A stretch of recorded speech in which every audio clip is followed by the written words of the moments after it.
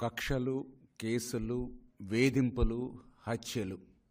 ఈ పేరు వింటే ఆంధ్రప్రదేశ్ రాష్ట్రంలోనే కాదు ప్రపంచంలోనే గుర్తుకొచ్చేటువంటి వ్యక్తి జగన్మోహన్ రెడ్డి.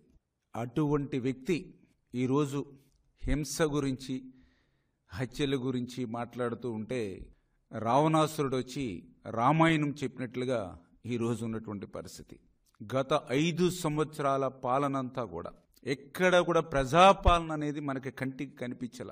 5 సంవత్సరాలు కూడా రాక్షస పాలనే ఆంధ్రప్రదేశ్ రాష్ట్రంలో మనందరం కూడా చూసినటువంటి పరిస్థితి.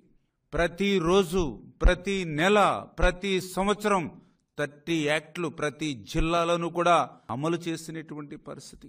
144 సెక్షన్లతో నిత్యం పాలన నడిచినటువంటి పరిస్థితి.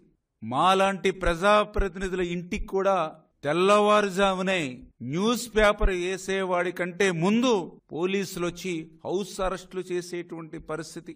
ఇటువంటి దుర్మార్గమైనటువంటి నియంతృత్వ, నిరంకుశత్వ పాలన నుంచి మొన్న జరిగినటువంటి ప్రజలు విముక్తి కోరుకుని తెలుగుదేశం, జనసేన, బీజేపీ ఎన్డీఏ ప్రభుత్వానికి అఖండ విజయాన్ని ఆంధ్రప్రదేశ్ రాష్ట్ర చరిత్రలోనే ఆ చరిత్రనే తిరగరాసేటువంటి విధంగా మొన్న ప్రజలు ఏదైతే 175కి 164 సీట్లు ఇచ్చి ఏదైతే ఎన్డీఏ ప్రభుత్వాన్ని గెలిపించారో, ప్రజా ప్రభుత్వాన్ని ఏర్పాటు చేసుకున్నారో, దాన్ని చూసి వార్వలేక ఈవేళ జగన్మోహన్ రెడ్డి తప్పుడు రాతలతో, ఈవేళ తప్పుడు ప్రచారంతో ప్రజల్ని మరొక్కసారి మభ్యపెట్టాలనేటువంటి ఆలోచన. ఎందుకంటే జగన్మోహన్ రెడ్డి చరిత్ర అంతా కూడా అబద్ధాలు, అసత్యాలు.